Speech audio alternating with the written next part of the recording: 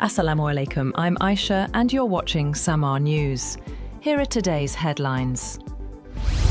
Russian President Vladimir Putin says Russia has successfully tested its Poseidon nuclear-powered autonomous torpedo, calling it a huge success. Speaking in Moscow, Putin claimed the weapon's power surpasses even the Sarmat intercontinental missile. The Poseidon is designed to create radioactive ocean swells and was launched from a submarine and operated on its nuclear engine for the first time. A Russian attack on Ukraine's southern city of Kherson has hit a children's hospital, injuring 4 people, including a child. Officials say several hospital rooms were destroyed in the strike. Footage shows extensive damage inside the Kherson Regional Children's Hospital. President Donald Trump and South Korean President Lee Jae-myung have finalized their long-delayed trade deal in Seoul. The $350 billion investment agreement spares Seoul from major US tariffs. Trump also pledged support in easing tensions with North Korea, calling the deal a major step forward in US-Korea relations. Leaders from Canada, Australia, Thailand and Vietnam have arrived in Busan for the APEC summit. It marks Canadian Prime Minister Mark Carney's first official visit to Asia. He's expected to meet Chinese President Xi Jinping and hold trade discussions with Donald Trump later this week. At least 63 people, including 24 children, have been killed in Israeli airstrikes on Gaza since yesterday. The attacks followed what Israel called Hamas ceasefire violations. Hamas denied the claim, accusing Israel of breaking the truce over 100 times since it began earlier this month.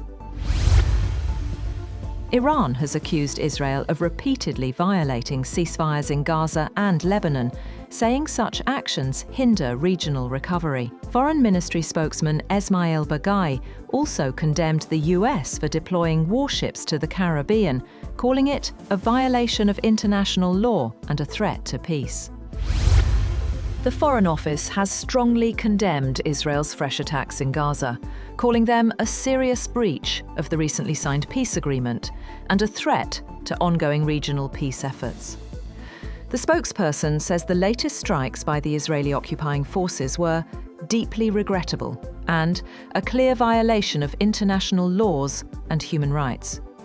He confirms that reports have emerged of the martyrdom of several innocent Palestinian civilians, including women and children, as Israeli forces carried out overnight bombings across the Gaza Strip. Pakistan's Defence Minister, Khawaja Asif, has issued a blunt warning to Afghanistan's Taliban regime after 4 days of fruitless talks in Istanbul, saying Islamabad does not need to use even a fraction of its full arsenal to completely obliterate the Taliban regime if provoked. In a post on X, Khawaja Asif said Pakistan entered the Istanbul talks on the request of brotherly countries to give peace a chance. But he accused Afghan officials of responding with venomous statements that he said reveal a devious and splintered mindset within the Taliban regime. Information Minister Ataullah Tarar says Pakistan will use all available resources to eliminate terrorists and their facilitators. In a post on social media platform X, he said Pakistan's patience with the Afghan Taliban has run out after repeated cross-border attacks. Tarar accused the Taliban regime of living off a war economy and ignoring Pakistan's sacrifices for regional peace. He confirmed that talks held in Doha and Istanbul, hosted by Qatar and Turkey, ended without results, as Kabul offered no assurances to stop terror groups operating from Afghan soil. At least 64 people have been killed in Rio de Janeiro's most deadly police operation ever, which targeted a major gang days before the city hosts global events related to the United Nations Climate Summit, known as COP30. Police have often conducted large-scale operations against criminal groups ahead of major events in Rio, which hosted the 2016 Olympics, the 2024 G20 Summit, and the BRICS Summit in July.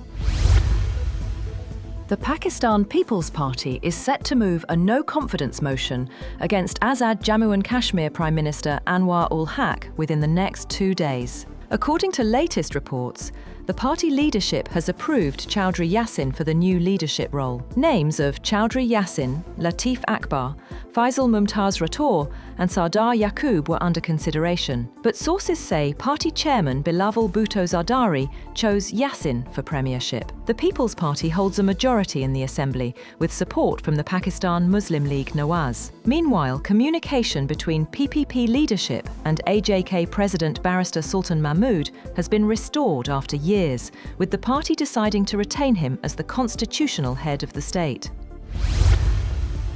Pakistan has issued visas to more than 2,100 Sikh pilgrims from India for the celebrations of Baba Guru Nanak's birthday. The visas were granted under the 1974 Protocol on Religious Pilgrimages, allowing devotees to visit from November 4th to 13th. During their stay, the pilgrims will visit Gurdwara Nankana Sahib, Gurdwara Panja Sahib and Kartarpur. Pakistan's Chargé d'Affaires in New Delhi said the move reflects Islamabad's continued commitment to interfaith harmony and religious tolerance. Hurricane Melissa, the strongest storm ever to hit Jamaica, has moved toward Cuba after unleashing catastrophic winds and flooding that left the Caribbean island reeling. The World Meteorological Organization has dubbed it the storm of the century. Hurricane Melissa roared ashore near the southwestern town of New Hope, packing sustained winds of 185 miles per hour, well above the threshold for a Category 5 storm. British Prime Minister Keir Starmer has refused to rule out tax increases ahead of next month's budget, hinting that the economy is in worse shape than expected. The opposition accused him of backtracking on his 2024 promise not to raise taxes on working people. Elon Musk has launched Grokhipedia, his version of Wikipedia, as the richest man in the world further seeks to create an alternative information and media ecosystem molded to his views. The articles are written by Musk's Grok AI, and the site mimics Wikipedia's minimalist style, page structure and reference style. But Grokhipedia is far smaller so far, just over 800,000 articles, compared to Wikipedia's more than 7 million. Following a historic one-day decline, the gold price in Pakistan has witnessed a significant increase again. The price of 24-carat gold per tola has risen by 3,500 rupees, reaching 419,862 rupees in the local market. In the international market, gold prices have increased by $35, reaching $3,975 per ounce. That's all for now. For more updates, visit www.samaa.tv. Thank you for watching Samaa News.